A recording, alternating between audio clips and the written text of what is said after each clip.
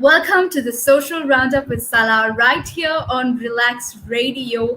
Today we have an interesting topic that we will be talking about, which is the Uyghur Muslim situation in China. Now, for those who are not familiar with this, don't worry. We will be taking you through the process and we will be taking you through what has happened in China and what has resulted in the discrimination towards the Uyghur Muslims.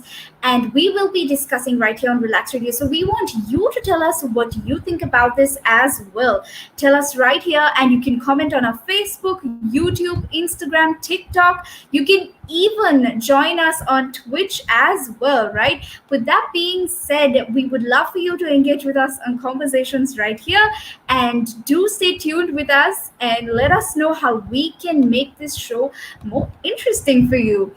And with that being said, let's move into the discussion. What is happening with the Uyghur Muslims? Now, for those who don't know who the Uyghur Muslims are a minority in China, right? They are a minority in Xinjiang, which was not necessarily part of China back then. This is a minority that was based out of China's Beijing's political power, but China seemed to somehow take control over them, and over time China has actually become forcible with them. And this is something that we need to think about. This is something we need to be addressing, because human rights groups believe that China has detained more than 1 million Uyghur Muslims against their will over the past few years, and this is not something that should be taken very lightly. This is in fact something that needs to be taken very seriously, right? And China over time has started calling it re-education camps and try to rebrand what exactly they are doing with the Muslims from the state of Xinjiang, right? And these Muslims are somehow forced into this system of re-education, whatever China may be calling it, or whatever the world internationally calls it. Now, again, we need to keep in mind that the international community does not call this re-education camps, right? The international community, in fact, calls it some form of discrimination towards the minorities. And even though China ignores these claims and ignores these accusations continuously, it's something that we need to keep in mind and something that we need to understand, because this isn't the case, right? With that being said, we also need to understand that there is evidence that Uyghurs are being used as forced labor and women are being forcibly sterilized as well, which is not something normal, which isn't something that we need to be taking lightly. In fact, this is something that we need to be taking very, very seriously, right? It shows that they have been tortured and that the situation is getting out of hand. Now, the international community needs to also take into consideration that China is a powerful country, and as much as we would love to be in control of this situation, and as much as we would love to make a change with this situation, it's not going to be easy to make a change with this, right? Because of the fact that ultimately what's going to happen is that China, as a powerful economic power, is going to control the economic status of the entire world, because we step into their territory, because we step into their boundaries of what they're doing with their people as well, right? So it is ultimately something that the international community has tried to address for the past few years, to be honest, right? And it's something that has been continuously ignored. And the US has made these accusations towards China as well of committing genocide in Xinjiang, which is, to be honest, the truth ultimately, right? And the leading human rights groups, Amnesty and Human Rights Watch, have also published reports accusing China of crimes against humanity, which is ultimately the truth. But China has been stubborn, and China has continuously rebranded it or renamed it, or called it re-education instead of genocide, right? Because ultimately what they're trying to do through this process is combat separatism and Islamic militancy in the region of Xinjiang. But this isn't, to be honest, the real case with the Uyghur Muslims. They are just looking to have their religious freedom, to practice their religion within their state freely and not have to worry about being controlled by the government. Ultimately, this religious freedom needs to be given to the people. This religious freedom needs to be given to the Uyghur Muslims to practice their religion freely. And taking away those human rights necessarily means that China is violating their public's human rights ultimately, right? So it is something for us to think about. Now, we need to talk about the Uyghur Muslims and what makes them different from the general public of China, right? They speak their own language, which is similar to Turkish, right? And see themselves as culturally and ethnically close to Central Asian nations, and this makes them different to the Xinjiang population, right? And they make up less than half of the Xinjiang population, situation, to be honest, right? This shows that ultimately the power that the Uyghur Muslims hold when it comes to standing against the Chinese government is very much less than the power the Chinese government would have over them, right? And we have seen that China has taken the extra effort, gone that extra mile to make sure that the population within this region doesn't look like they're being tortured, doesn't look like they're being kept there forcibly, right? Which means that they have taken pictures of people, students within classrooms, showing that it's vocational training ultimately, and that people are willing to do this, that the general population, that the Rohingya, that sorry, the Uyghur Muslims are willing to be put through this training, which isn't the case, to be honest, right? And we also see that there have been pictures of women hijabless or not covering their head, which shows that this is not something that they be doing willingly, because ultimately, as religious, as people who follow the religion of Islam, they would be wearing the hijab, which means that the Chinese government is forcing it upon them to remove the hijab as well, which is, to be honest, something that we all need to be internationally looking into, something that we need to push for, right? Something that we need to think about when we are speaking about human rights, even online platforms, right? Now we see that the Uyghur Muslim situation is also something that became trending at a point on social media. We see that people on TikTok, on Instagram started making info slides, videos, updated their profile pictures, showing their support, standing in solidarity with the Uyghur Muslims, showing their support ultimately as an international community. But like I mentioned, it is important to also keep in mind about how much of power the Chinese government holds, right?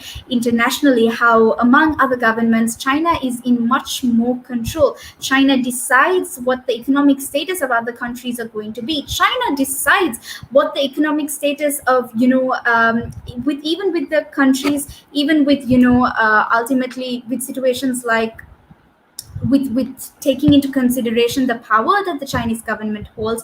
It's not just to do with the government in itself. It's also to do with the fact that the people are getting affected by it as well, right? So keeping all of this in mind, you need to somehow keep in mind that we have to do something, whatever it takes to be done, to raise awareness on this situation, to talk about it, and to bring about enough and more attention to this topic. With that being said, let's go in for a small break and be back right here on the social roundup with Sala, right here on Relax Radio.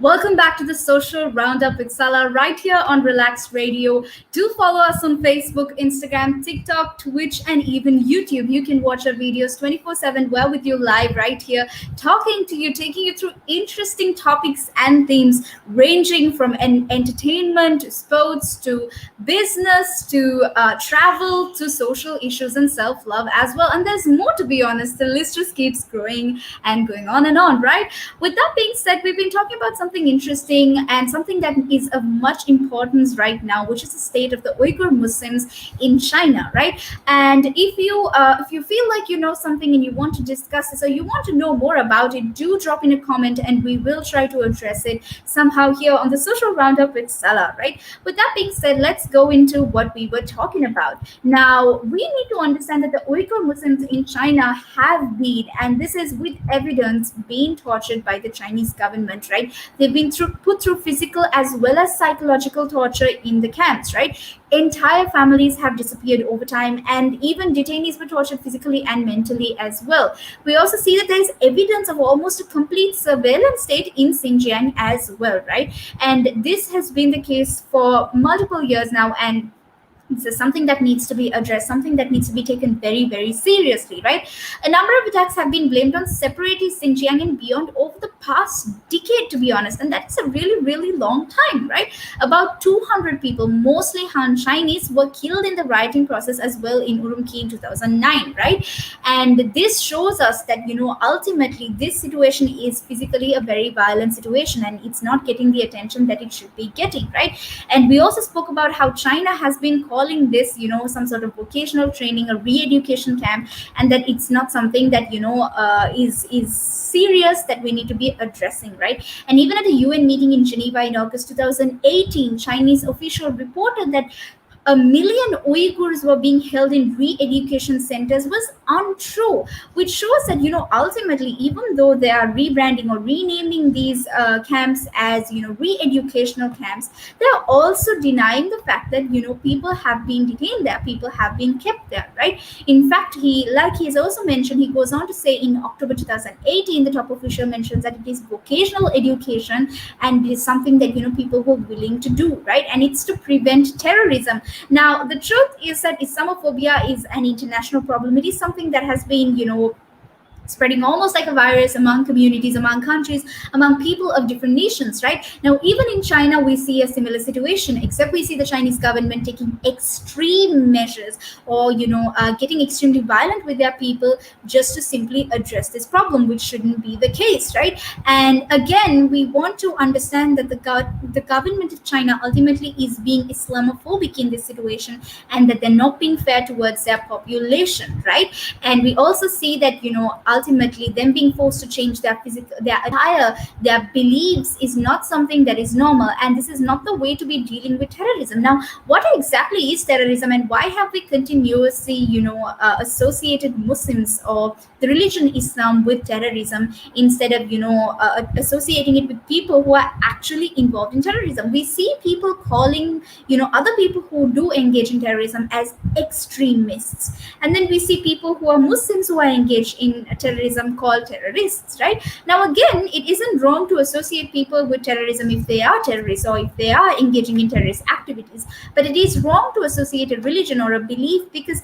taking into consideration the terrorists or the Muslim terrorists in comparison to the Muslim community in itself, it is a very, very small population, right? So is it fair to hold a whole community, a whole group that believes in a religion, accountable for the acts of a minority population, right? And again, let me re-emphasize on this: the population of Muslim terrorists are a very, very, very small number in comparison to the Muslim population in itself, right?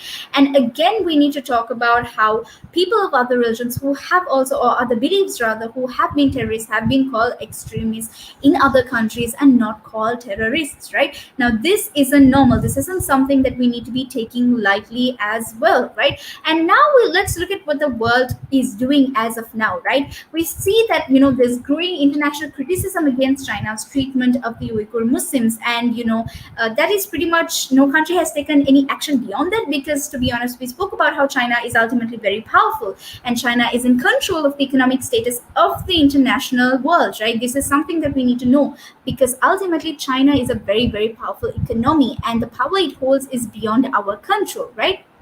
We also see that the British Prime Minister Theresa May's visit to China in January and February 2018 also says that, she talks about how ultimately it is something to be concerned over the treatment of the Muslims in Xinjiang as well. So this shows us that the visits made by the Prime Minister itself show that, ultimately, well, look, there is a problem here and that needs to be addressed ultimately, right?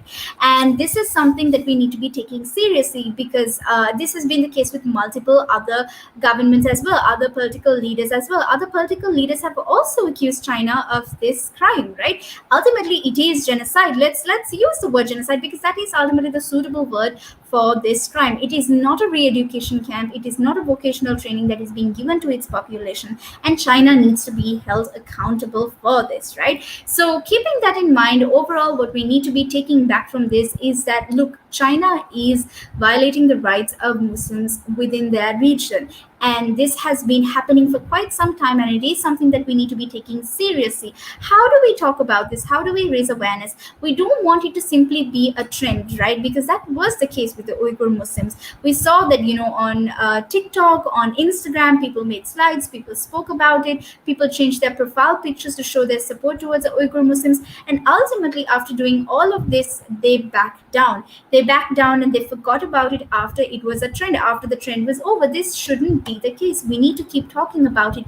We need to keep raising awareness. We need to do whatever is in our power, individually and as states, as countries, as governments, as an international community, to hold China accountable for what it is doing to its populations. With that being said, we've come to an end of this very important discussion about the Uyghur Muslims in China, and we'd love to hear what you think about it as well. So do feel free to comment, do feel free to engage with us. Do you know stories? Do you know stories of minorities being violated? Do you want us to speak on these topics? Do let us know. Comment on our Facebook, YouTube, Instagram, TikTok, Twitch, and we'd love to have you engage with us and tell us what we can do to raise awareness on these topics as well. With that being said, you also can tune in with us 24/7, because we bring to you interesting topics throughout the day and night, and we'd love for you to engage with us right here on Relax Radio. This is Sala on the Social Roundup. Stay tuned, because we have something interesting coming up right after this. Thank you and have a good day.